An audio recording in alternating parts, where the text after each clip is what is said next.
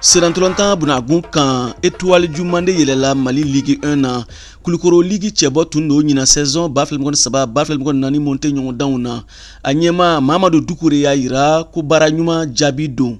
Agné bi kelende encaissé et puis Agné à peu près 1,27 bi marqué. Donc on va faut démissionner vraiment faut les keren le mbouye catégorie mais étoile demande bolo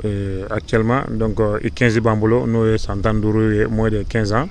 En même temps, on a moins de 17, nous sommes en même temps, on a moins de 19 ans. Donc, nous avons qu'à monter que première,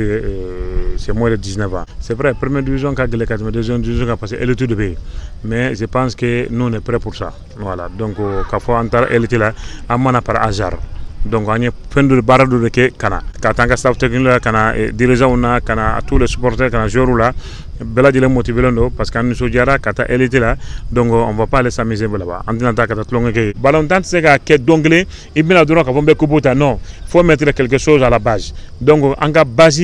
on gagne sans saison baflem ngoni nani baflem ngon duru ligue professionnel be damine Mali Serantolantana Mamadou Doucouré étoile kala ngini en bas fait Mali ka football ka professionnel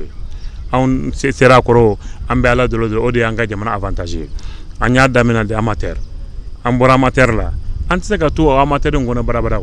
Malin bela jelenga fela Mali ballon tanga avancer nan ma fa ka avancer faut kan kata professionnaliste de là donc on perlondo kama caméra mayele on connaît ka revu minye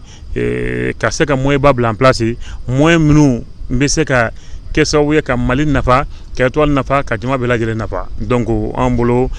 autant si anyana amba del ala refe ala ka noyanye et puis ala ba noya fana inshallah ni bena ke étoile du mandé chien foloye kayele Mali Ligue 1 na VOA Bamara Togola Bamako Siaka Traoré Kala Selido